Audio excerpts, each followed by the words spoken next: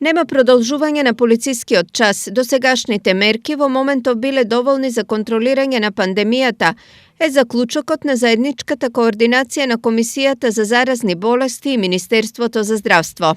Ова сегашна мерка, важечка рестрикција, после рестрикција на движењето после 22 часот треба да остане иста, дека нема да се надополнува и дека дефинитивните резултати ги очекуваме кон крајот на оваа недела, викендов или почетокот на следната недела. До тогаш сме максимално спремни да ги изменаџираме сите други активности во однос на болниците, капацитетите, сместувањето и префрлувањето на пациентите и во таа смисла евентуално дополнителни рестрикции доколку треба после состанокот на Комисијата за заразни болести кој што би се одржал на почетокот на следната недела. Од Министерството очекуваат дека имунизацијата на населението треба да започне во април.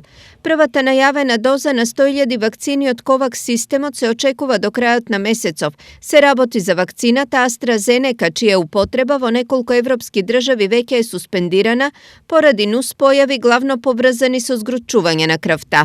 Сите експерти од нашиот тим ги пратат и несаканите ефекти од страна на ова вакцина, одлуките на националните агенции, а ќе се водиме секако според официјалните препораки, како на ЕМА, така и на производителот. Да повторам уште еднаш, буквално сите вакцини во нашата земја ќе бидат безбедни. Во меѓувреме во светот се регистрирани околу 4.000 мутации на коронавирусот, од кои дел се присутни и во Македонија, што е причина за повторна појава на болеста и кај оние кои веќе ја прележале.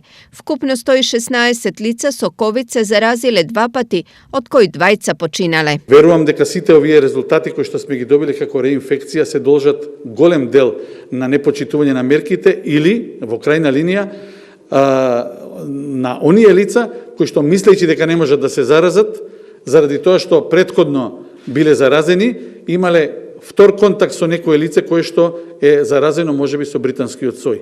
Вкупно 43 пациенти, од кои дури 22 се на кислородна подршка, се хоспитализирани во Штипската клиничка болница, а еден пациент од Радовиш на 72 годишна возраст почина. Дури 78 деца и наставници од вчера се во изолација, 28 деца од градинка и 50 од 2 одделенија кои посетуваат физичка настава.